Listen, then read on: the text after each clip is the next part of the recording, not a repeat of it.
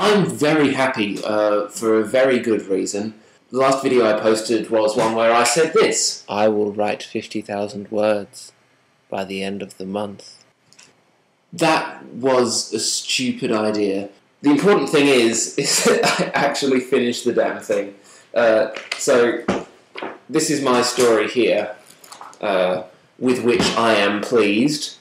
I'm not pleased with it. It's absolutely terrible. Some of the stuff I was churning out at sort of 3 AM. Oh dear. So what I'm going to do is I'm just going to read chapter 1, because I want some sort of record of me having finished this damn thing. Here's the title page. The day of the big match. No, really, strike it against a huge matchbox, and you could burn this whole city down. By Jim Fishwick. A 3-day entry in NaNoWriMo.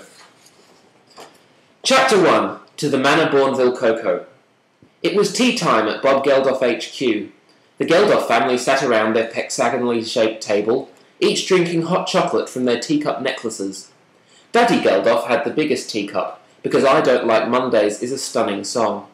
He also did that stuff with Live Aid and all that malarkey, but we shan't go into details. Anyway, the second biggest teacup went to his third daughter, Yukolsky Twiddle Geldof. She once saved a family of crickets who were drowning in the tears of a dog who'd lost a bet about whether crocodile teeth were combustible. It may not seem like much, but it won her a Nobel Prize. The only other teacups worth noting were those of Flavio Pillow Geldof and Charlotte Lotshar Geldof. They both had world records in the long jump, the high jump, the short jump, the low jump, the sideways jump, the backwards jump, and the conclusions jump. At the hexagonal table, they were staring at each other pretty intently. They hated each other. It was well known.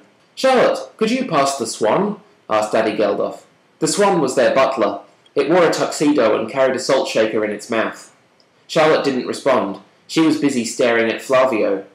"Hey, I wanted some salt," said Daddy Geldof. "This rivalry between you two has to stop right now." Flavio leapt out of his seat. "I am the best at thumb wrestling," he declared. "Not Charlotte." Charlotte leapt out of her seat too. "I am the best at thumb wrestling, Daddy Geldof," she declared, for Daddy Geldof insisted that his children always refer to him as Daddy Geldof.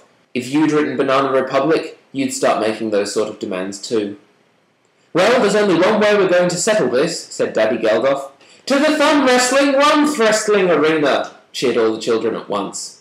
So, teacups jangling, hot chocolate spilling hither and thither, they sprinted down the corridors. The corridors were jangling too, but they always did that. He was Bob Geldof, you know. He could make his corridors do whatever the hell he wanted. He was rich. They walked into the hat-shaped arena. There were 2 chairs and 19 tables. All the children sat on the tables, except for Charlotte and Flavio, who sat on the chairs, and Yukolsky, who sat on the ceiling because she refused to accept that gravity was a thing. Daddy Geldof ripped off his clothes to reveal his thumb-wrestling referee costume. Actually, that's a lie. He ripped off his clothes to reveal he was naked, then swore, then ran to get changed into his thumb-wrestling referee costume, then came back to the arena. "Okay, thumb-wrestling o'clock. Grasp each other's hands," shouted Daddy Geldof. This was done. "On my whistle, start wrestling. 3, 2, 1. He blew a whistle. At that moment, 3 things happened. Flavio and Charlotte began thumb wrestling, and the swan came into the room to deliver some salt, because that's what it had been trained to do. And in a TV studio next door, the gladiator Storm began fighting a contestant using huge foam fighting gear, but that's irrelevant.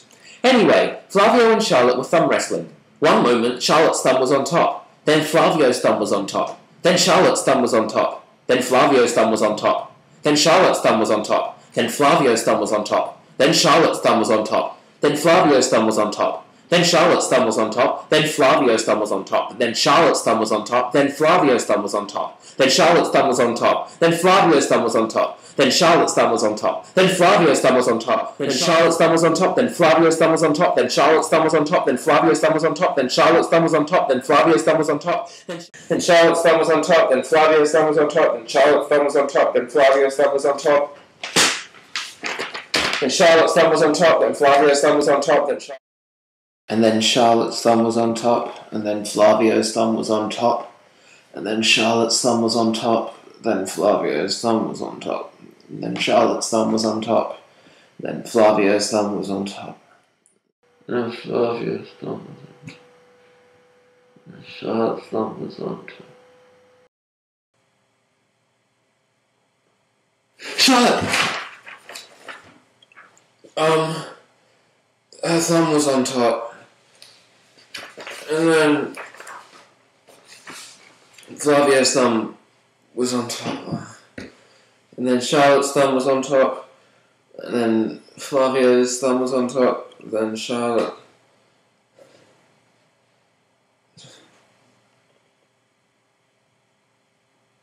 I need a new shirt. Charlotte's thumb was on top, Flavio's thumb was on top, Charlotte's thumb was on top, Flavio's thumb was on top, and Charlotte's thumb was on top. Charlotte's thumb was on top. It stayed on top. Charlotte had won. Because she won, Daddy Geldof bought her a motorbike. He bought Flavio a motorbike as well, but because Charlotte won, she got one that was made of diamonds that made you turn invisible whenever you wanted. The end.